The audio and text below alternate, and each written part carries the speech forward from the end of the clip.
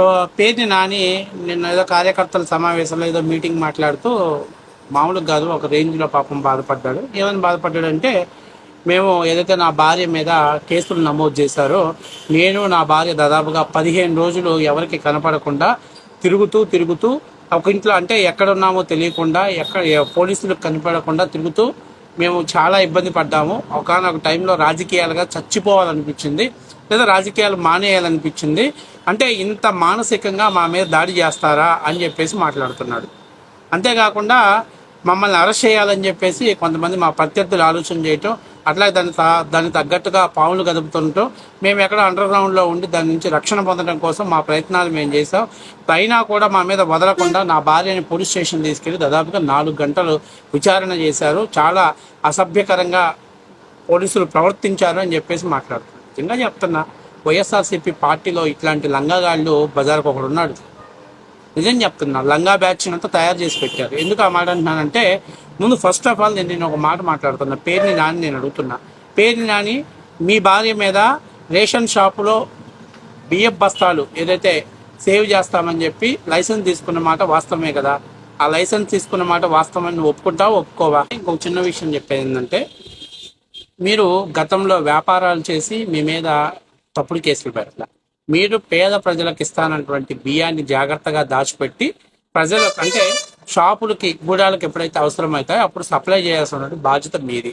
అట్లాగే దాంట్లో ఇంకొక మాట ఏంటంటే, ఇంకొక చిన్న విషయం ఏంటంటే, వాటిని భద్రపరిచేటప్పుడు ఏదైనా డ్యామేజ్ జరిగితే దానికి 2 రెట్ల రూపాయల డబ్బులు చెల్లించాల్సినటువంటి బాధ్యత మీది. ఇది కొత్తగా తెలుగుదేశం పార్టీ అధికారంలోకి వచ్చి పెట్టిన రూల్స్ కాదు. ఏదైతే మీరు గూడాలు తీసుకునేటప్పుడు మీరు ఆ టైంలో అప్పటి పౌర సరఫరాల శాఖ మంత్రిగా ఉన్నటువంటి కొడాలి నాని చేత, నాని మినిస్టర్గా ఉన్నప్పుడు నీకున్నటువంటి సన్నిహిత సంబంధాలతో నువ్వు గూడాన్ని అద్దెకు తీసుకున్నట్టు తన ద్వారా ఉత్తర్వులు తీసుకున్నావు.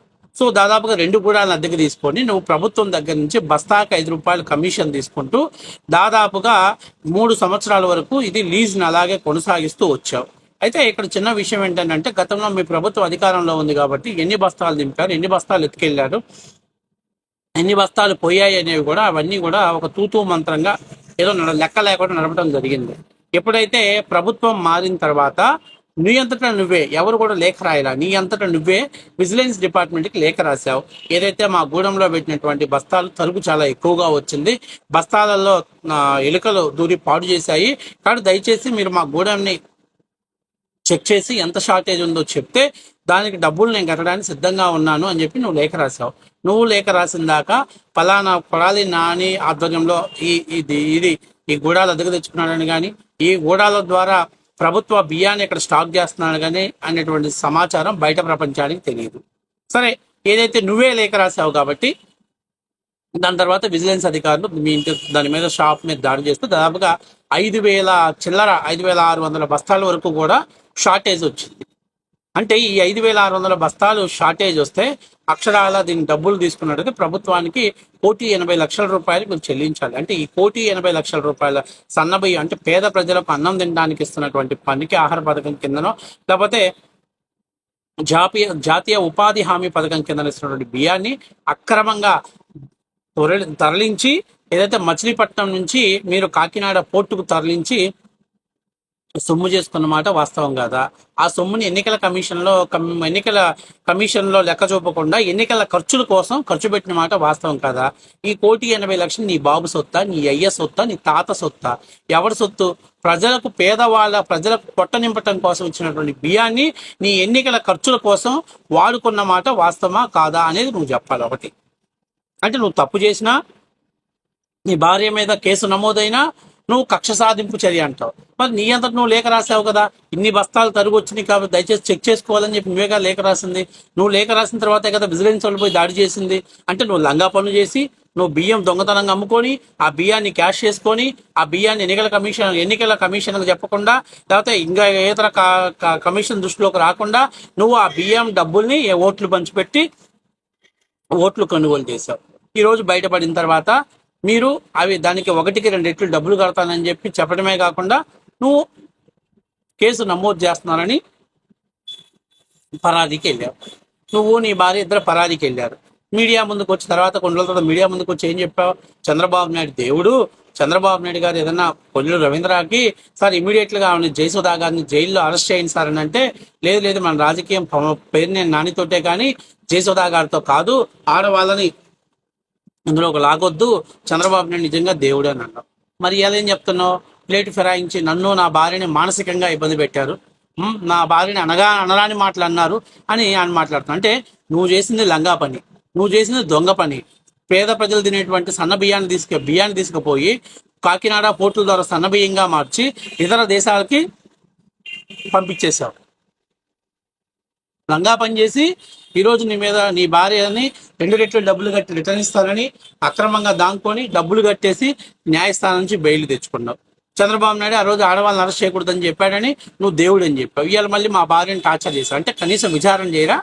ఎవరు లైసెన్స్ తీసుకున్నారు, ఎవరు రెన్యువల్ చేశారు, ఎవరు గూడెం మెయింటైన్ చేస్తున్నారు, ఎవరు గూడెం తాలూకా కమిషన్ డబ్బులు ఏదైతే బస్తాకు 5 రూపాయలు వస్తుందో కమిషన్ డబ్బులు తీసుకున్నారని ఎంక్వైరీ చేయరా? కనీసం దాని గురించి విచారణ చేయరా? విచారణ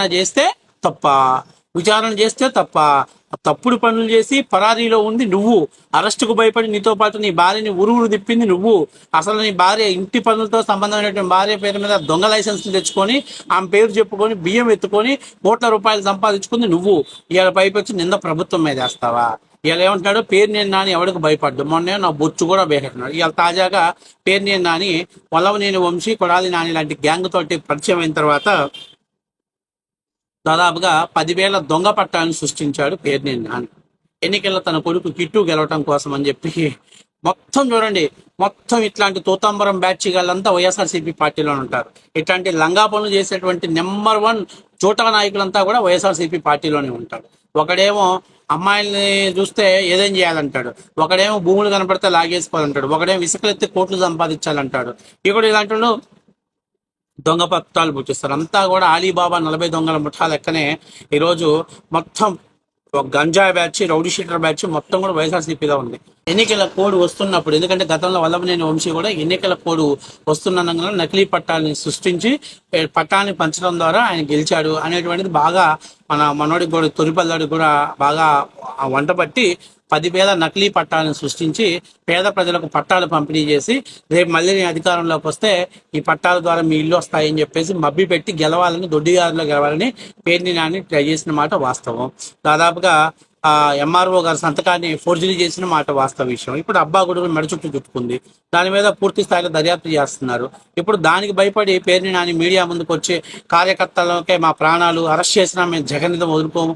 అది నువ్వు లంగా పనులు చేసి నిన్ను అరెస్ట్ చేస్తే అంటే మీ నాయకుడు, మా నాయకుడు ఇలాగే ఉన్నాడు, మేము కూడా ఇలాగే ఉన్నామని చెప్పే ప్రయత్నం చేస్తున్నావా? నువ్వు 10,000 దొంగ పట్టాలు సృష్టించినందుకు నేను అరెస్ట్ చేస్తున్నారు. రేషన్ బియ్యం దొంగతనంగా కోర్టుల ద్వారా ఇతర దేశాలకు పంపించి డబ్బులు చేసుకున్నందుకు నేను అరెస్ట్ చేస్తున్నాడు. అలాగే మెయింటెనెన్స్ రూల్స్ని, గూడెం మెయింటెనెన్స్ రూల్స్ని బ్రేక్ చేసినందుకు మిమ్మల్ని అరెస్ట్ చేస్తే దాన్ని రాజకీయంలో కక్ష సాధింపు, మా భార్యనే సిఐ గారు అనరాని మాట్లాడినాడు. ఏంటి అసలు ఈ మాటలు మాట్లాడటం? ప్రజల ముందు సింపతి, రేపు జెండా ఎగిరినప్పుడు మా టైం వచ్చినప్పుడు చూస్తాను. ఏంది నువ్వు చూసేది? నువ్వు చేసింది లంగా పని. ఆ పనికి తగ్గట్టుగా పనిష్మెంట్ చేస్తే నువ్వు బయటకు వచ్చేది మహాత్మా గాంధీ బిడ్డ లెక్కన కబుర్లు చెప్తున్నాను.